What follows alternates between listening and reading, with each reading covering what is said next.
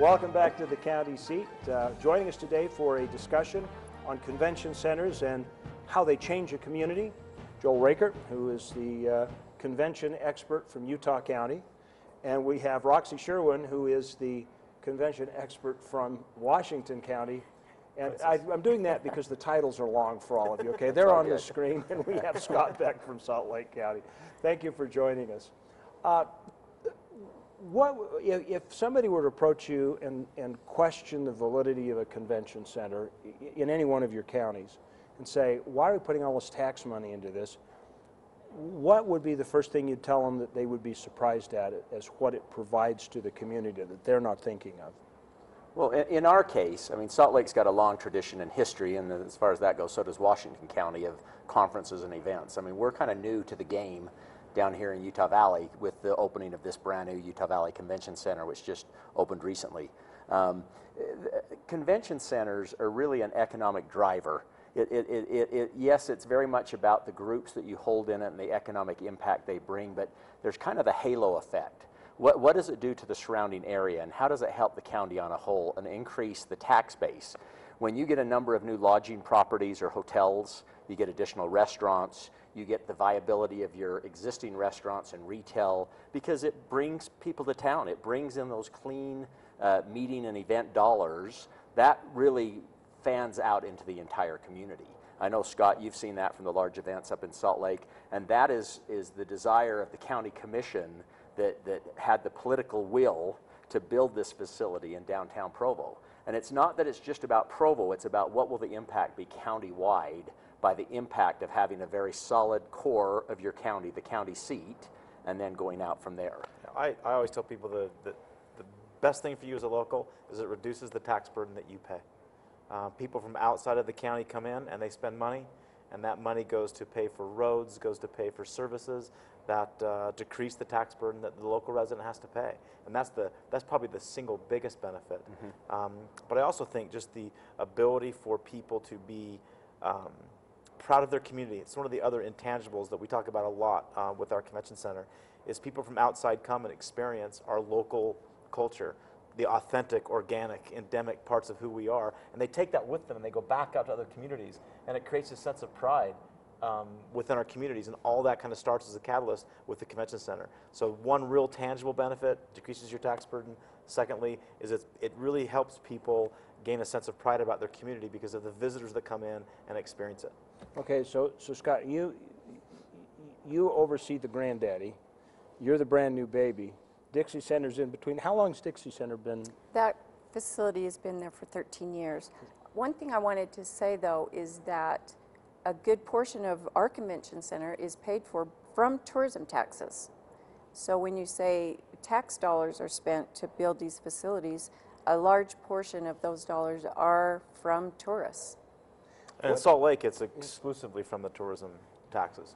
So, and that's a good question, because a lot of people don't realize that there are additional taxes, and maybe we should just kind of clear that up. So, because there are basically two taxes that affect convention centers, and actually one more specifically, but the TRT is a benefit. Maybe we ought to explain that. Well, you've got your transient room tax, and that's your lodging tax that's applied to if it's $100 to stay at a hotel, and you pay $112, there's not 12% sales tax. There's about a 4.25% in Utah County. Right. And that's the hotel tax. Well, they take a portion of that, they can pay for brick and mortar.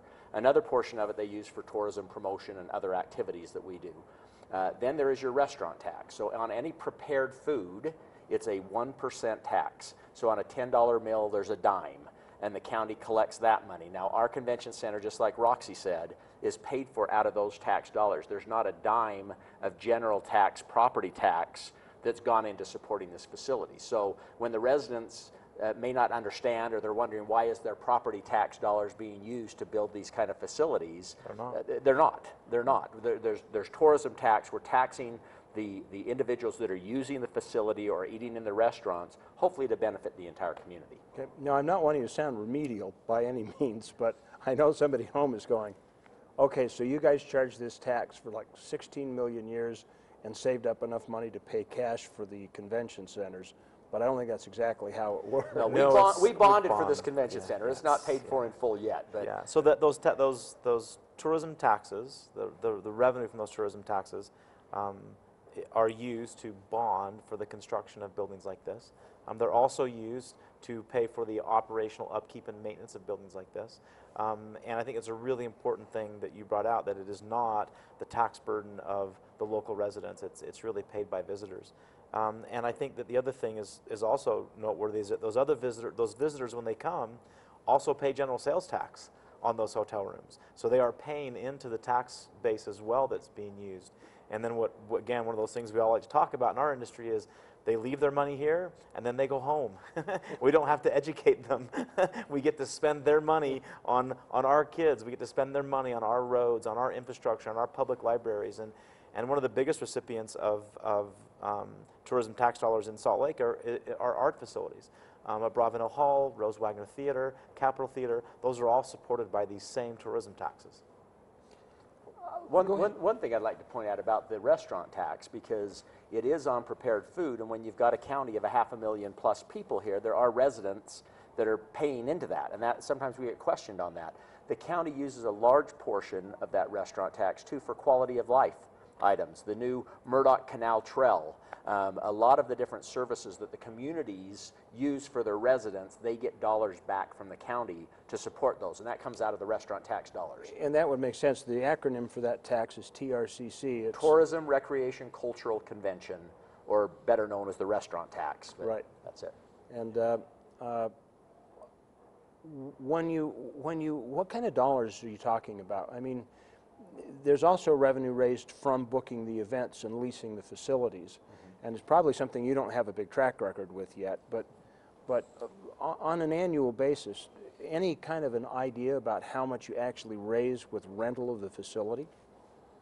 I don't know if do either of you have that information. I know that, you know, for instance, there is the rental, there's the food costs, all of that. And hopefully what you do there is the county is making a payment of about $3.5 million a year on this facility here. And then there are the operating costs that Scott mentioned. And the key with the facility is to try to minimize the amount of those operating costs through the rental of the building, everything else. Now, concessions plays a part of that, doesn't Well, it? concessions, food, Absolutely. you know, everything that goes into the convention. And there's very, very few convention centers that don't require a little bit of overhead that the county has to put in. But again, it comes out of the tourism tax dollars to support that. The goal of the building and the goal of the Convention and Visitors Bureaus is to generate enough business that you really minimize the amount of that subsidy or the monies that the county has to use or subsidize through tourism tax dollars. The other thing that these buildings, you know, a lot of times these buildings started out as civic centers where the communities gathered, and that's still a very important function. Correct. Absolutely. I mean, I can tell you for our community, that sense of place, that gathering place is still a very important part. When the parade of trees for the Right. Christmas tree parade with the Primary Children's Hospital every year, and the boat show, the RV show, the gun show, all those things. That's really where the community comes together, and in large measure, these buildings do provide that facility. And that's a very good topic for us to get into. We're going to have to take a commercial break right here, and I would like to discuss that when we come back and actually address how broad a range of things that are ancillary to the convention center that affects the community, because you've all got experiences with that. We'll be right back with more of our discussion on quality of life in convention centers on the county seat in just a minute. Some people just live life. Others turn life into a great adventure. The only difference is where they choose to experience it. Come to Uinta County, Utah, where business, recreation, just life in general. Move from the mundane to the magnificent. Come to learn. Come to play. Come and do more than just live life. Uinta County. Find out what you're missing in undiscovered Utah.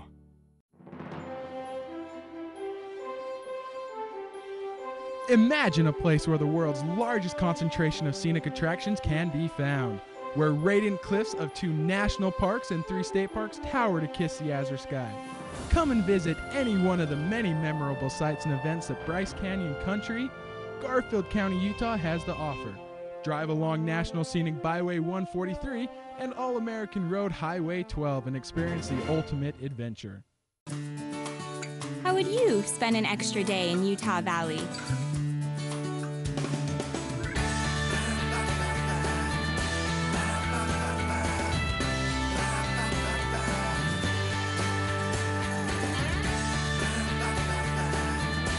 Stay one more day. Visit utahvalley.com to make reservations. Utah Valley. Bring everyone together. Believe it or not, summer isn't far away, and neither is Juab County. There's no need to travel far to find that perfect family adventure. June 30th, get your blood pumping at the Juab County Extreme Enduro. You've never seen a race like this. In mid-July, join us for our Ute Stampede Rodeo. And then in August, there's the big Demolition Derby that wraps up our county fair. Juab County. It'll change your family forever.